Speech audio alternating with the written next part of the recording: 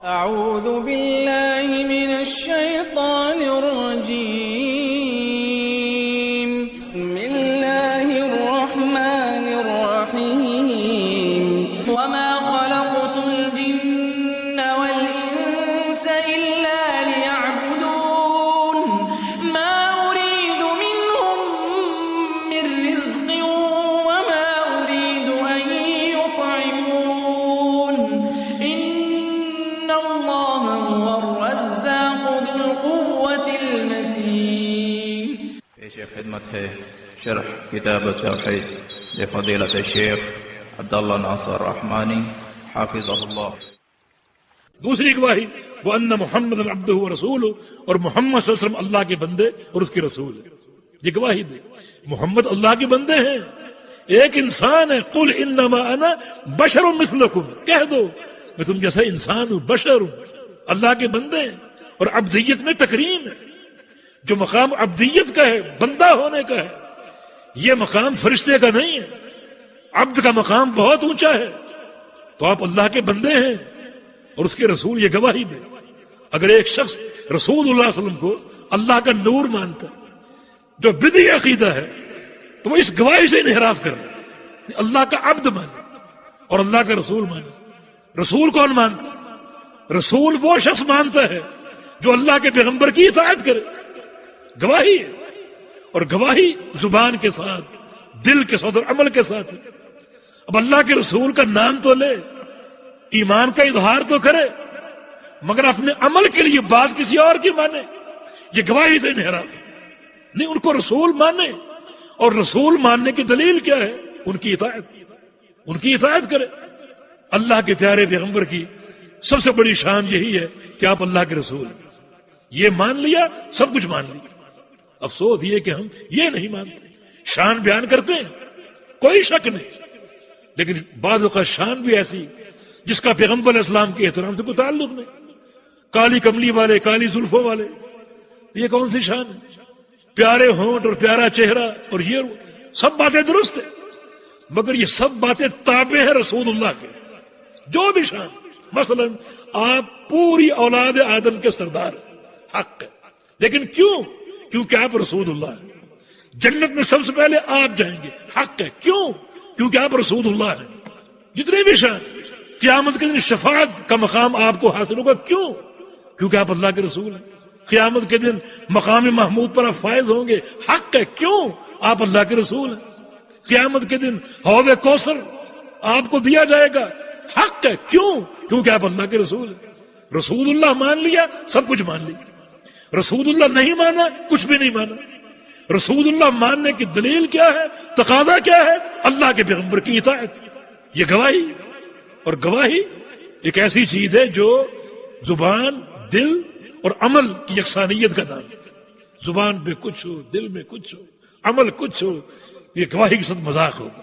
تو آؤ ان ساری حدود کو سمجھو کہ دین ہم سے کیا چاہتا ہے اور کیا تقاضا کرتا ہے۔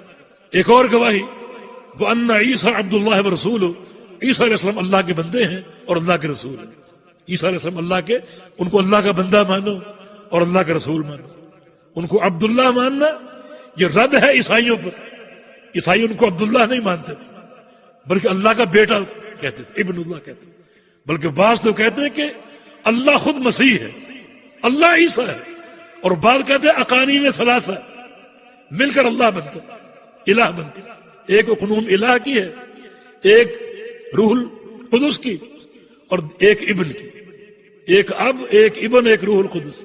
اب اللہ ہے، نعوذ باللہ، ابن عیسیٰ ہے، اور روح القدس جبریل، یہ تینوں مل کر ایک الہ بنتے۔ عیسائیوں کا عقیدہ، کوئی کہتا ہے کہ عیسیٰ اللہ کا بیٹا، تو یہ سب ان کی عقائد، مگر فرمایا کہ گواہی دے کہ عیسیٰ اللہ کا بندہ ہے، عیسیٰ اللہ کا بندہ ہے، یہ گواہی دے، اللہ کا بیٹا نہیں ہے، اللہ کا بندہ ہے، یہ گواہی دے، تاکہ عیسائیوں پر رد ہو جائے۔ وہ عیسیٰ علیہ السلام اللہ کا بیٹا مانتے۔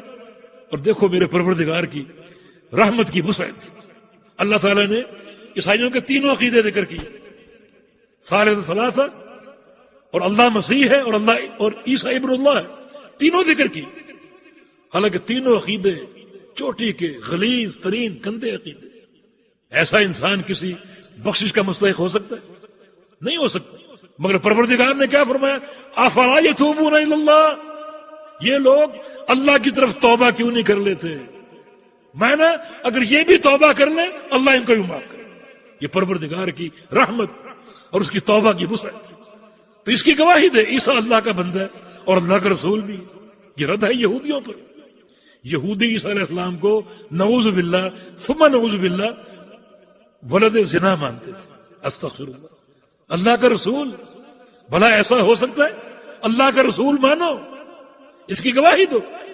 اور پھر وکلمتہ القاها الی مریم، اور عیسیٰ اللہ کا کلمہ ہے جو بواسطہ جبریل اللہ نے مریم کی طرف بھیجا، اور اللہ رب العزت نے ان کو اپنے کلمے سے پیدا کیا. عیسیٰ کلمۃ اللہ نہیں ہے بلکہ اللہ کے کلمے سے پیدا ہوئے. اللہ کے کلمے سے پیدا ہوئے اور وہ کلمہ کن فکان. اللہ نے کن کہا اور وہ پیدا ہوئے. آپ جانتے ہیں کہ عیسیٰ علیہ السلام بغیر باپ کے پیدا ہوئے، اس لیے کلمۃ اللہ کا کلمہ نہیں بلکہ اللہ کے کلمے سے پیدا ہوئے. اللہ کا کلمہ اللہ کی صفت ہے. عیسیٰ علیہ السلام اللہ کی مخلوق ہے، اللہ کے کلمے سے پیدا ہوئے، اللہ کی مخلوق ہیں نہ کہ اللہ کی صفت. اور روح منہ، اور اس کی طرف سے روح ہے، اس کی طرف سے. یہ من ابتدائیہ ہے. بعض اس کو من تبعیضیہ مانتے ہیں جس کا معنی اللہ کی بعض روح ہیں. یہ غلط ہے. عیسیٰ علیہ السلام اللہ کی طرف سے روح ہیں جیسے عام ارواح ہیں. ہر شخص کے جسم میں ایک روح ہے. عیسیٰ علیہ السلام جسم میں بھی ایک روح ہے. ہر شخص کے جسم میں روح اللہ کے امر سے پھونکی جاتی ہے. عیسیٰ علیہ السلام کے جسم میں بھی روح اللہ کے امر سے ڈالی گئی اور پھونکی گئی. جس طرح عام انسانوں کے جسم میں ارواح ہیں، عیسیٰ علیہ السلام کے جسم میں بھی روح ہے. لیکن یہ تخصیص کیوں کی گئی؟ روح منہ، یہ خاص کیوں کیا گیا؟ یہ تخصیص برائے تشریف ہے. عیسیٰ علیہ السلام کے ایک شرف کو اور اس کی تکریم کے لیے، اس کی تکریم اور تشریف کے لیے ان کا روح ہونا اللہ کی طرف منسوب ہے. جبکہ حقیقت یہ ہے کہ عیسیٰ علیہ السلام جس طرح عام انسان کے جسم میں روح ہے، عیسیٰ علیہ السلام کے جسم میں بھی روح ہے اللہ کے امر سے. لیکن وہ روح اللہ کا بعض حصہ نہیں ہے جیسے کہ بعض لوگ تبعیض کے قائل ہیں. نہیں، بلکہ وہ اللہ کے بندے ہیں اور عام مخلوقات کی طرح اللہ کے مخلوق. اگر وہ اللہ کا بعض ہوتے تو کھاتے کیوں، پیتے کیوں؟ قرآن نے کھانے کا ذکر کیا، پینے کا ذکر کیا. اور بقول عیسائیوں کے رد عیسائیوں پر ہے. پھر صلیب پر کیوں لٹکائے گئے؟ قتل کیوں کر دیے گئے؟ مصلوب کیوں ہوئے؟ اگر وہ اللہ کا بعض ہیں تو اللہ کے بعض پر کوئی غلبہ پا سکتا ہے؟ یہ ان کا رد ہے. ان تمام چیزوں کی گواہی دے یہود کے برعکس، عیسائیوں کے برعکس. اور پھر یہ بھی گواہی دے کہ جنت حق ہے. جنت حق ہے، یعنی جنت متقین کا ٹھکانہ ہے، نیک لوگوں کا ٹھکانہ ہے، اور اس وقت موجود ہے. یہ اہل سنہ کا عقیدہ ہے کہ جنت اور جہنم دونوں موجود ہیں. جنت صالحین کا ٹھکانہ اور جہنم جو ہے وہ اشرار کا اور بدبختوں اور بدعمل لوگوں کا ٹھکانہ، بد عقیدوں کا، مشرکین کا. اور دونوں موجود ہیں، تیار ہو چکی، دونوں موجود ہیں. جنت بھی موجود ہے اور جہنم بھی موجود ہے. اور ان دونوں کا موجود ہونا ہمارے لیے تنبیہ ہے. نبی علیہ السلام کی حدیث ہے الجنت اقرب الی احدکم من شراک نعلہ والنار مثل ذلک، کہ جنت تم سے تمہارے جوتے کے تسمے سے بھی زیادہ قریب ہے، اور جہنم بھی اتنے ہی فاصلے پر. یعنی 2-4 بالشت کا فاصلہ جنت بھی اور جہنم بھی.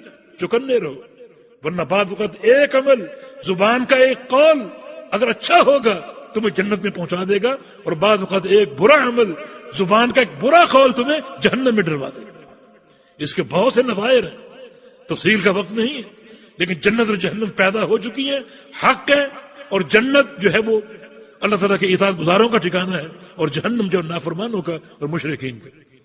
جب یہ ساری گواہیاں دے دے ادخلہ اللہ الجنہ علی ما کان من العمل، اللہ اس کو یقیناً جنت میں داخل کرے گا اس کا عمل جیسا بھی ہو، جیسا بھی عمل. ان گواہیوں پر اس کو یقیناً جنت کا داخلہ حاصل ہو. ہم نے ابھی عرض کیا کہ جنت کے داخلے کی 2 قسمیں ہیں، ایک داخلہ کامل اور ایک ناقص. اگر گناہ کیے ہیں تو اللہ چاہے تو اس کو کامل داخلہ دے دے بغیر عذاب کے، اور ایک ناقص داخلہ، اللہ اگر چاہے تو اس کی بدعمالیوں کی اس کو سزا دے دے، لیکن بالآخر اس کی توحید کی برکت سے، ان امور کی گواہی کی برکت سے ان کو اللہ تعالیٰ جہنم سے نکالے گا اور جنت میں داخل فرما دے گا۔ تو یہ حدیث بھی توحید کی فضیلت کی بڑی اہم اور ٹھوس دلیل ہے۔ وتعاونوا على البر والتقوى ولا تعاونوا على الإثم والعدوان واتقوا الله إن الله شديد العقاب